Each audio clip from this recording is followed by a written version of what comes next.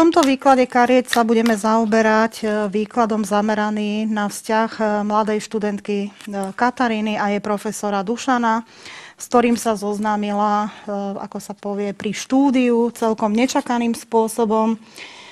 Prvá karta, ktorú máme vlastne vo výklade, hovorí o tom, že Katarína sa rozhodla študovať a vlastne to bolo nie preto, že by sama niečo také chcela, ale usilovala sa splniť želanie svojich rodičov, ktorí veľmi túžili potom, aby vlastne ich dcéra dosiahla to, čo sa im nepodarilo dosiahnuť. A zoznámila sa pri tejto príležitosti s Dušanom, ktorý vlastne je jej profesorom a vlastne ona aj sama nejak tak, ako sa povie, nečakala, ale naozaj to medzi nimi zaiskrilo a vznikol vzťah.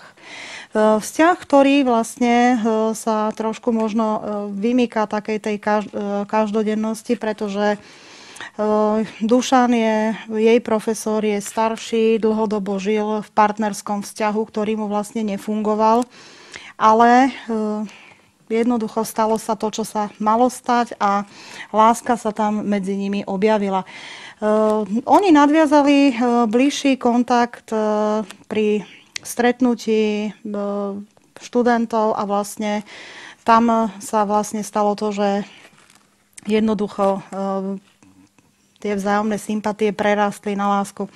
No a Katarína momentálne prežíva pocity šťastia, radosti a začína rozmýšľať aj o tom, že či by nebolo vhodné tak nejak mať nejaký ten rodinný život, stabilné rodinné zázemie.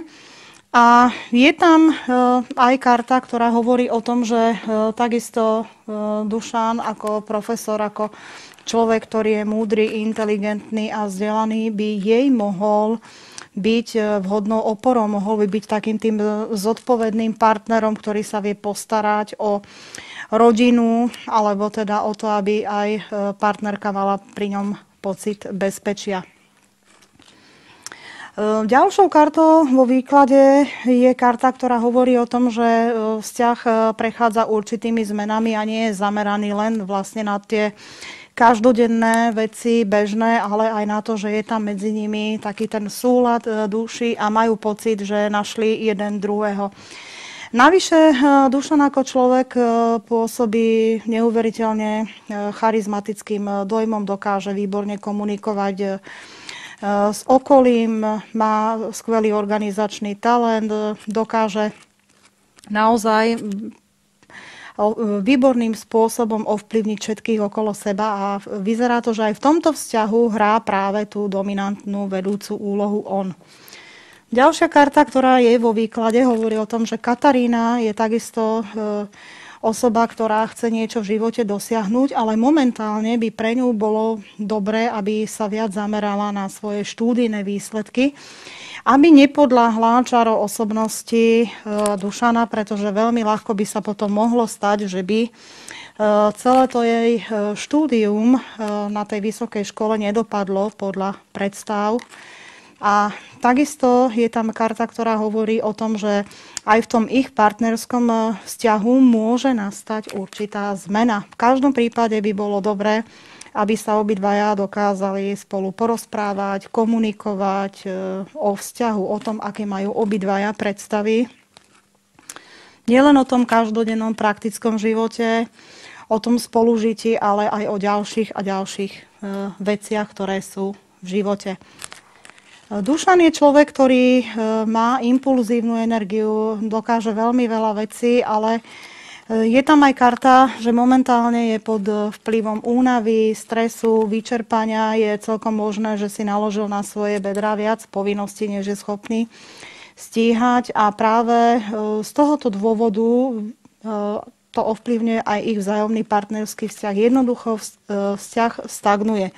Stojí na istom mieste a v každom prípade sa budú musieť rozhodnúť, čo vlastne urobia. Aj keď jeden z nich teda túži po tej láske, po tom spokojnom živote, ale zase Katarína začína rozmýšľať aj o tom, že predsa by len uskutočnila niečo, čo je trošku iné, že ešte by sa rozhodla počkať aj s tým založením rodinným, dokončiť štúdium a zamerať sa trošku na iný smer, pretože v jej živote sa objavil niekto nový.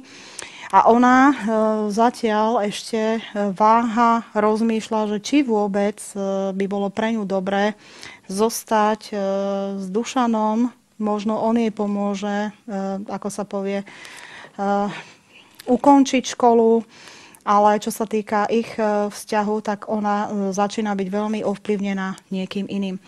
Je tam karta, ktorá hovorí o tom, že pre ňu môže byť síce veľmi ťažké nejak tak rozumne vysvetliť Dušanovi, k čomu sa chce uchýliť a možno bude musieť použiť takú tú ženskú rafinovanosť a lesť na to, aby sa nejak dokázala s týmto vzťahom, dokázala vyrovnať alebo uzavrieť ho.